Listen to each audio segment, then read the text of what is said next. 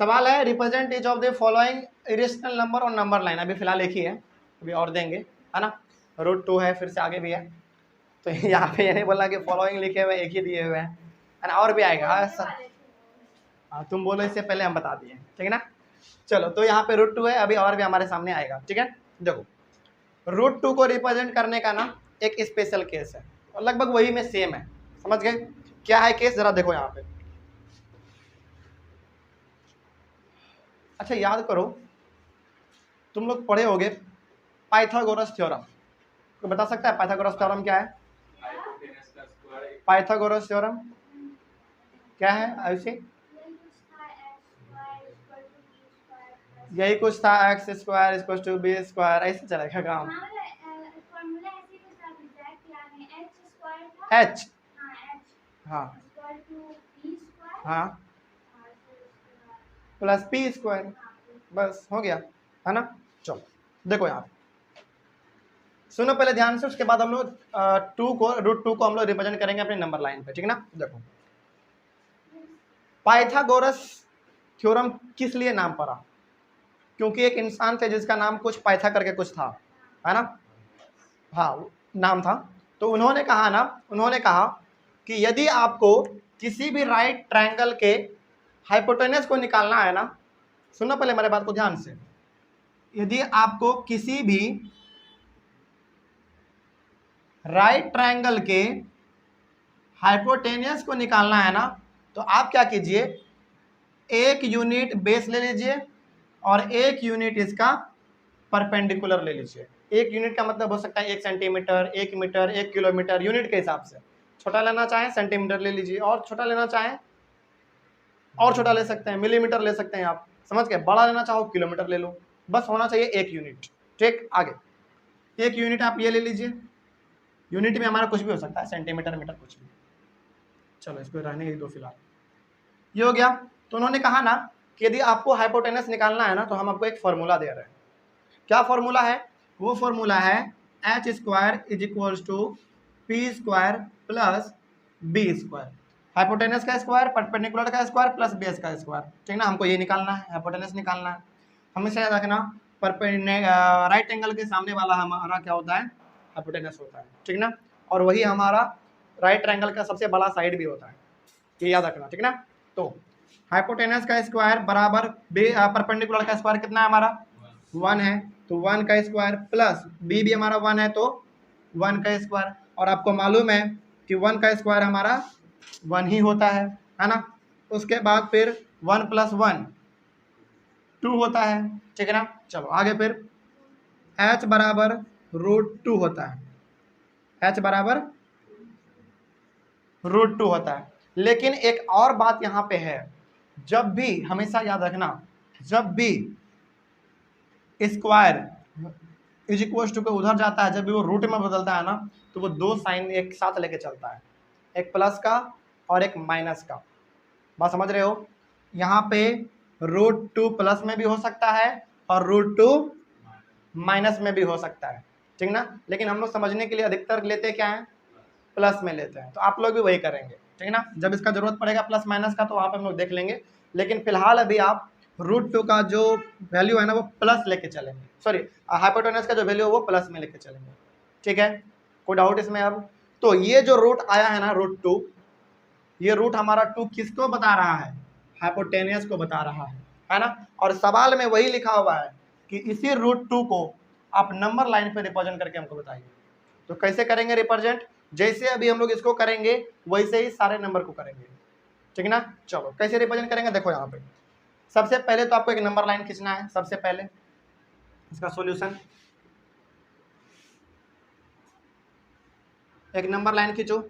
चूंकि ये हमारा पॉजिटिव में है और ये निगेटिव में होता नहीं है, ठीक है ना, याद रखना। तो ये हमारा पॉजिटिव में है, तो यहाँ पे मान लो ये 0 है, ठीक है ना। ये हो सकता है हमारा 1 2 3 4। ज़्यादा बड़ा लाइन नहीं लेना है, बहुत छोटा सा लाइन लेना है, 3-4 यूनिट तक, 5 यूनिट तक ले लीजिए, काम चल जाएगा। अब जरा यहाँ पे देखो ध्यान से, हमको √2 निकालना है ना, नंबर लाइन पे हमको √2 प्रेजेंट करना है ना। अब मेरे बात को ध्यान से सुनना है। यहाँ पे ये जो एक यूनिट आप यहाँ पे देख रहे हैं ना, ये एक यूनिट आप बेस मान लीजिए, क्योंकि यहाँ पे भी हमारा बेस कितना था, 1 यूनिट था ना, कोई दिक्कत इसमें। चलो, तो इसको आप 1 यूनिट मान लीजिए बेस, और हाइट भी कितना था, 1 यूनिट था ना। तो जितना बड़ा लेंथ इसका होगा उतना ही बड़ा लेंथ हाइट में भी ले लीजिए, जितना मतलब उधर था ये 1 यूनिट था, तो जितना ये 1, मान लो यदि ये 1 सेंटीमीटर है तो ये भी हमारा कितना होगा, 1 सेंटीमीटर होगा। तो ये भी यहाँ पे भी 1 सेंटीमीटर का एक परपेंडिकुलर खींचो, एकदम परपेंडिकुलर सीधा होना चाहिए, स्केल से खींचेंगे सीधा आएगा, ठीक ना, परपेंडिकुलर। तो अब जरा बताओ, ये आपके पास बेस हो गया 1 यूनिट का, ये आपके पास परपेंडिकुलर हो गया 1 यूनिट का, तो क्या यदि हम इन दोनों को आपस में ज्वाइन कर दें तो क्या ये हमारा बिल्कुल राइट ट्रायंगल बनेगा, बिल्कुल बनेगा। क्यों बनेगा, क्योंकि हम पहले कह दिए थे यहाँ पे आपको परपेंडिकुलर खींचना है, 90 का खींचना है आपको यहाँ पे, ठीक है। तो ये हो गया हमारा 1 यूनिट, ये भी हो गया हमारा 1 यूनिट, तो ये कितना हुआ हमारा, √2 हो गया, क्योंकि हम लोग यहाँ से निकाले हुए हैं, समझ गए। तो ये हो गया हमारा √2। लेकिन सवाल में तो कहा था कि नंबर लाइन पर रिप्रेजेंट करना है, ये तो ऊपर है, ऐसे कैसे काम चलेगा, काम चलेगा। अब क्या चलेगा, देखो यहाँ पे आपको क्या करना है ना, अपने कॉम्पास को बिल्कुल यहाँ पे पेंसिल लगाएंगे, पेंसिल से डायग्राम अच्छा रहता है, ठीक है ना, पेंसिल से हमेशा बनाना है इसको यहाँ पे रखिए, 0 पे रखिए इसको, ठीक। 0 पे रखने के बाद इस पेंसिल के टिप को इसके टॉप पे रखिए, टॉप पे रखने के बाद इस प्रकार से, मतलब इस प्रकार से रखने के बाद यहाँ पे ऐसे एक बार नीचे घुमा दीजिए, और जहां पे आ जाएगा वहां से लेकर इस O पॉइंट तक से लेकर, मतलब कि यहां से लेकर जहां तक वो आएगा उसका दूरी होगा √2। समझ रहे हो क्या कह रहे हैं। तो मान लो ये हमारा क्या है, कॉम्पास है, यहाँ पे इसको रखो, पेंसिल का टिप यहाँ पे रखो, इसको इस प्रकार से करके यहाँ पे मेनली हम लोग क्या करें, रेडियस खींच रहे हैं, मतलब कि एक ऐसे करेंगे तो एक सर्किल बन जाएगा, तो हमारा रेडियस खींच रहे हैं ना हम लोग मेनली, इस प्रकार से करके यहाँ पे आ जाओ, तो कुछ इस प्रकार का बनेगा। जैसे देखो यहाँ पे कुछ इस प्रकार का ये बनता हुआ आपको नजर आएगा, समझ गए बात को, मतलब कि कुछ इस प्रकार का ये बनेगा, समझ गए। तो यहां से लेकर यहां तक का जो दूरी है ना वो बिल्कुल √2 के बराबर होगा। कोई डाउट अब इसमें, समझ में आ गया, कोई दिक्कत। तो इस प्रकार से आप √2 को रिप्रेजेंट करेंगे, और ये जो हमारा यहाँ पे पॉइंट आएगा, इस पॉइंट को कुछ नाम दे दीजिए, फॉर एग्जांपल ये पॉइंट A, ये B और ये हमारा C। तो A से लेकर C तक का दूरी कितना हो गया हमारा, √2 हो गया। अच्छा एक बात बताओ हमको, हम यहाँ पे कह रहे थे कि ये जो हम यहाँ पे खींचने जा रहे हैं ना वो रेडियस खींचने जा रहे हैं, तो क्या जितना दूरी AB का होगा क्या उतना ही दूरी AC का होगा, सोच के बताओ जरा, कैसे। ये भी रेडियस है, वो भी रेडियस है हमारा, यदि आप इसको पूरा यहाँ पे रख के खींच देंगे ना तो बिल्कुल एक सर्किल बन जाएगा। तो जितना दूरी हमारा AB का है उतना ही दूरी हमारा AC का है, तो जब ये हमारा √2 है तो ये भी हमारा कितना होगा, √2 ही तो होगा। समझ गए बात को, कोई डाउट इसमें। चलो, तो ये तो हो गया हमारा √2 को रिप्रेजेंट करने का तरीका। अब बात है कि आखिर, अच्छा हाँ, एक और चीज मालूम है, हम √3 अभी नहीं बताएंगे, क्यों, बोलो क्यों, क्या, नहीं हार्ड नहीं है, हार्ड बिल्कुल भी नहीं है, √3 हार्ड नहीं है, बस उसमें थोड़ा सा एक अलग चीज ऐड करना पड़ेगा, और हम नहीं चाह रहे हैं कि वो अभी करना पड़े, क्योंकि फिर आप कंफ्यूज हो जाएंगे।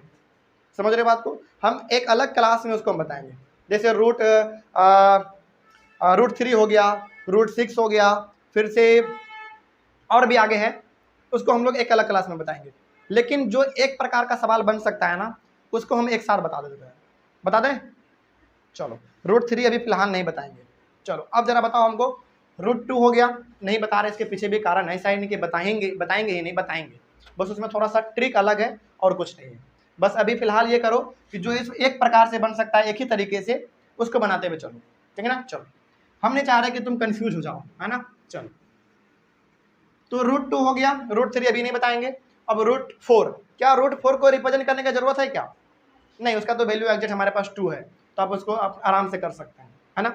चलो, √4 के बाद √5 हम लोग रिप्रेजेंट करते हैं, कैसे करेंगे जरा देखो, यहाँ पे पहला हो गया, दूसरा √5। चलो, अब हमको जरा यहाँ पे बताओ, यहाँ पे क्या करना है, एक तरीका देखो, यहाँ पे सबसे पहले √5 है ना, कुछ देर के लिए रूट भूल जाओ, केवल मानो कि यहाँ पे केवल 5 है, केवल 5 है, ठीक है ना, केवल 5 है।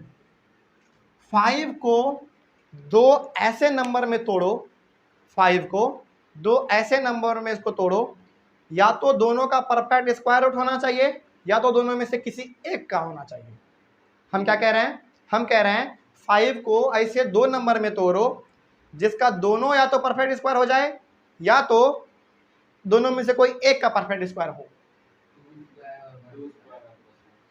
नहीं वो नहीं कह रहे हैं हम, 4 और 1 करेंगे, क्योंकि 4 का हमारा परफेक्ट स्क्वायर रूट क्या होता है, 2 होता है ना, और 1 का भी क्या होता है, 1 ही होता है, ये नहीं कह रहे हैं हम।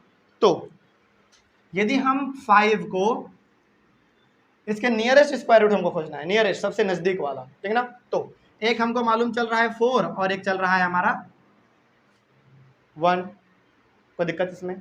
चलो अब 4 का स्क्वायर रूट क्या होता है, 2 होता है, यानी कि हम इसको यदि इस प्रकार से लिखें 2 का होल स्क्वायर तो कोई दिक्कत नहीं होगा।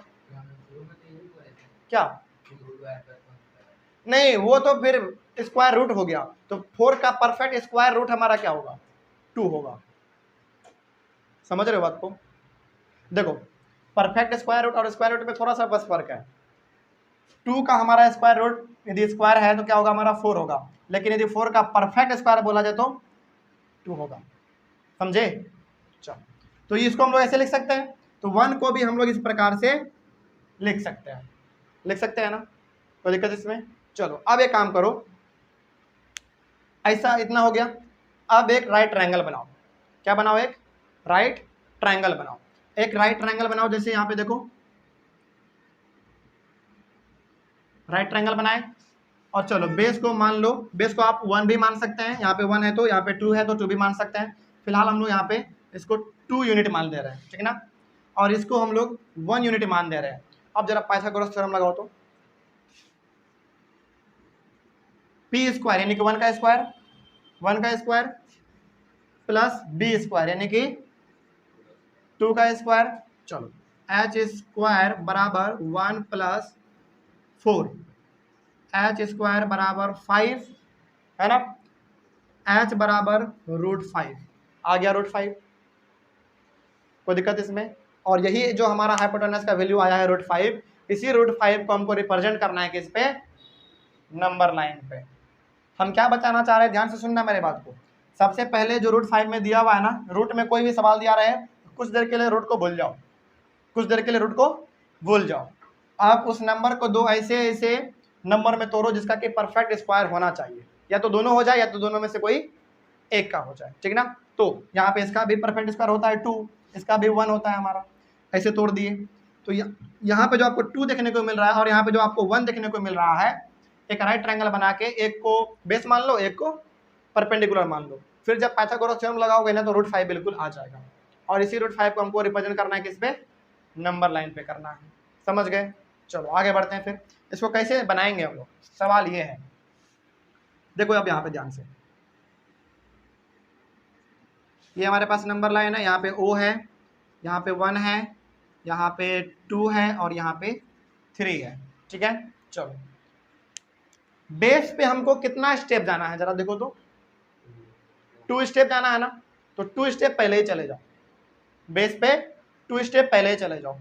जब बेस पे 2 स्टेप पहले चले जाओगे ना तो तुम पहुंच जाओगे यहाँ पे, यहाँ पे पहुंच जाओगे। उसके बाद परपेंडिकुलर कितना जाना है, 1 जाना है, तो 1 परपेंडिकुलर चले जाओ। देखो तो यहाँ पे 2 यूनिट है हमारा, तो 1 यूनिट कितना होगा, लगभग इतना है, तो इतना के लगभग है ना, लगभग इतना आएगा, तो लगभग ये इस प्रकार का आ जाएगा, आ जाएगा। चलो अब हमको क्या करना है, यहाँ से लेकर इन दोनों को आपस में ज्वाइन कर देना है, और यहाँ पे बिल्कुल हमारा क्या होगा, परपेंडिकुलर होगा, है ना। चलो अब एक बात बताओ हमको फिर से, यहाँ से लेकर यहाँ तक हमारे पास 2 यूनिट है यानी कि बेस है, और यहाँ ऊपर से लेकर यहाँ नीचे तक हमारे पास 1 यूनिट है जो कि परपेंडिकुलर है। तो जब पाइथागोरस थ्योरम लगाएंगे तो हमारा हाइपोटेनस कितना आएगा, √5, कितना आएगा, √5।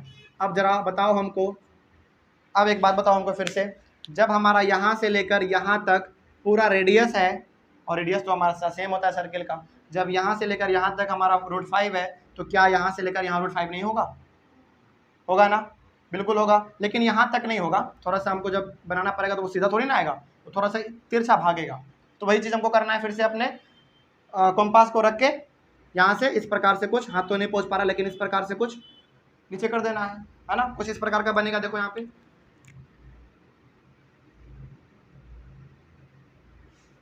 इस प्रकार का कुछ बनेगा, इसका नेमिंग कर दो, फॉर एग्जाम्पल ए, बी और सी। तो जितना हमारा ए बी है उतना ही हमारा ए सी होगा, बिकॉज बोथ आर रेडियस, है ना। तो यहाँ पे आप कर सकते हैं यहाँ से लेकर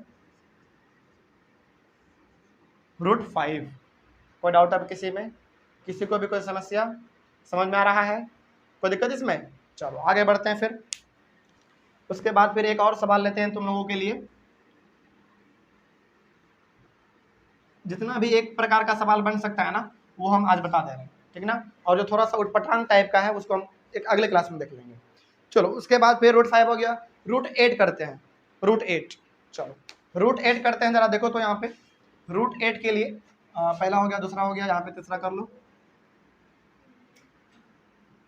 √8 वही करेंगे, √8 में रूट को कुछ देर के लिए भूल जाओ, कुछ देर के लिए भूल जाओ इसको, और 8 को बताओ तो जरा सीखा, इस 8 को दो ऐसे नंबर में तोड़ो जिसका कि या तो दोनों का परफेक्ट स्क्वायर हो या तो दोनों में से किसी एक का हो।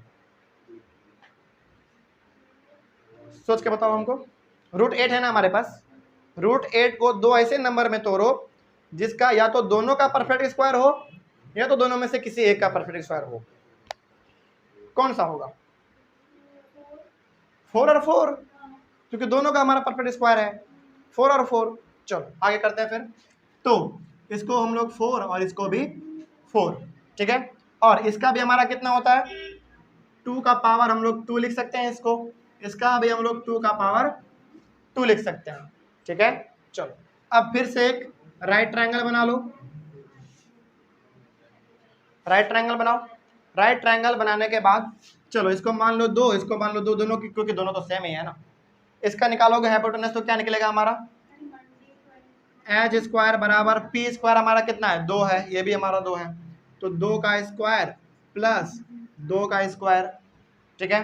आगे h स्क्वायर बराबर 4 प्लस 4, ठीक है। आगे h बराबर 8 का रूट, यानी कि इसका वैल्यू कितना आ गया हमारा, √8 आ गया, ठीक है ना। इसी को तो हमको रिप्रेजेंट करना है अपने नंबर लाइन पे। चलो वैसे ही करेंगे जैसे हम लोग करते आए हैं, है ना। चलो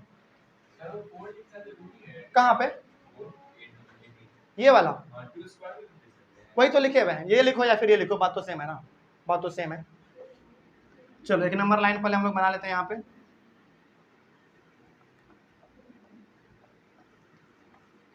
याद रखना यहाँ पे हमारा बेस कितना था, 2, और परपेंडिकुलर भी हमारा 2 था, है ना। चलो नंबर लाइन पे पहले बनाओ, 0 1 2 3, 1 2 3।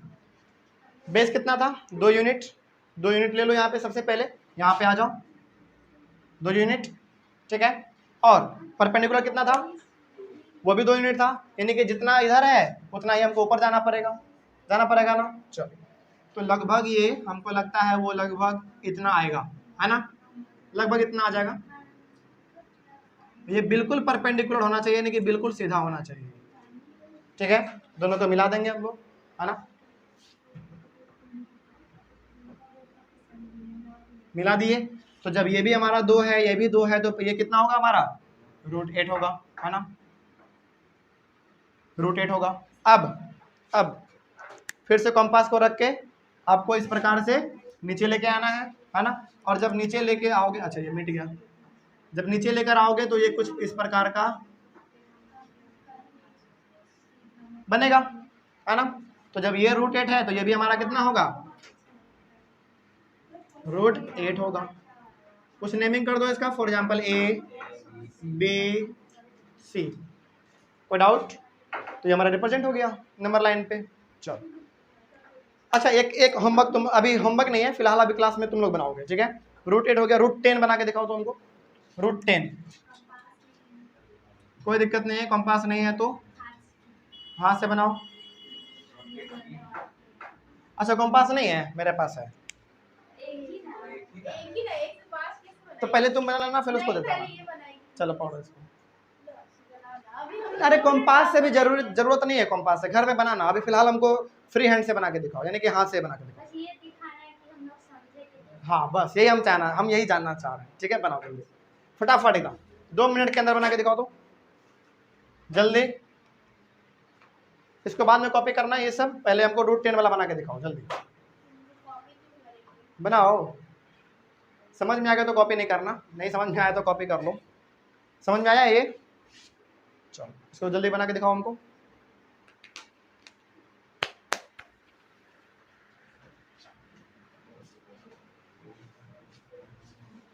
पीछे जल्दी फटाफट, हमको आगे बताना है। फिर 10 को 2 ऐसे नंबर में तोड़ो जिसका कि या तो दोनों परफेक्ट स्क्वायर हो या तो दोनों में से किसी एक का हो। किसमें तोड़ोगे? 4 और 4 तो 8 होता है, 6 और 4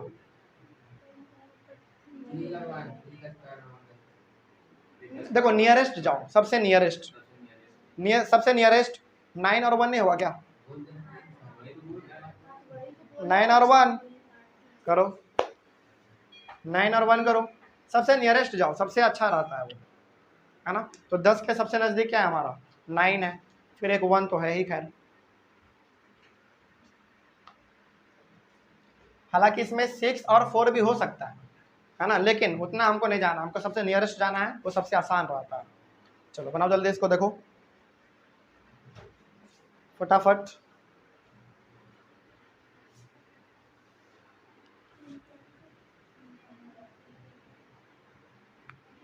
हम अपना बनाते हैं, कोई इधर नहीं देखना, ठीक है ना, अपना तुम लोग बनाओ।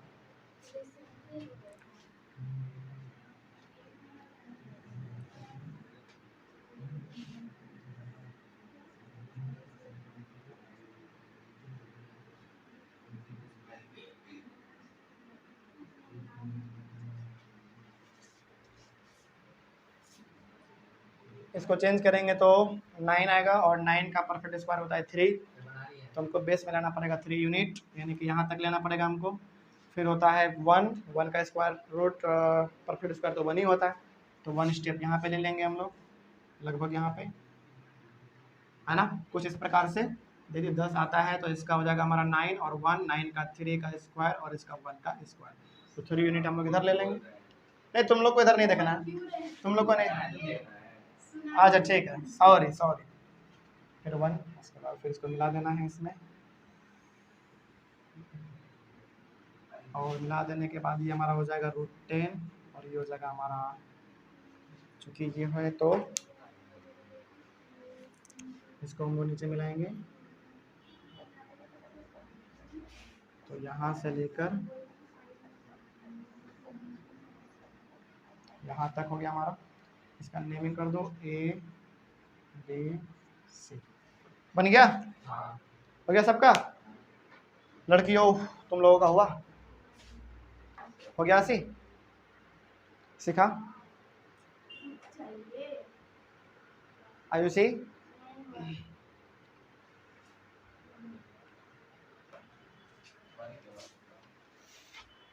इतना इसमें दिमाग क्या लगाना है भाई? 9 है, 9 का स्क्वायर रूट 3 होता है, तो 3 का बेस ले लो, 1 परपेंडिकुलर ले लो, है ना।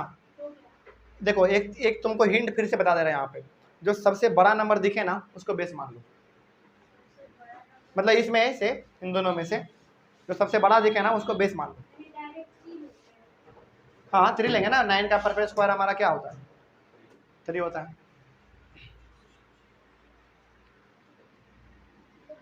तो जो सबसे बड़ा वाला दिखे उसको आप बेस मान लेंगे, ठीक है ना, और जो छोटा वाला उसको परपेंडिकुलर मान लो, आसान रहता है बस, और कोई बात नहीं। चलो ये हो गया 4 तक। आगे हालांकि इस प्रकार का जितना भी सवाल आएगा आप बना लेंगे, कल हम लोग सीखेंगे जैसे √3, √6 इस प्रकार का, ठीक है ना।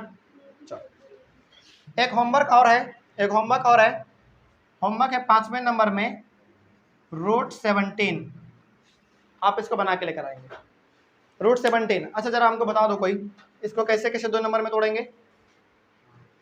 सबसे नियरेस्ट 16 और 1, क्योंकि 16 का परफेक्ट स्क्वायर क्या होता है 4 होता है, और 1 का तो 1 होता ही है। देखो हालांकि हम लोग इसमें अलग से भी कर सकते हैं, लेकिन नियरेस्ट करो ना तो सबसे इजी रहता है, सबसे आसान रहता है। नियरेस्ट मतलब 17 के सबसे नज़दीक क्या हो सकता है 16 हो सकता है। 16 और 1 कर, और 1 तो है ही, खैर 1 किसी का नहीं है तो वो स्क्वायर का तो है ही अपना, समझ गए। तो ये होमवर्क रहेगा आप लोगों का। चलिए थैंक यू वेरी मच।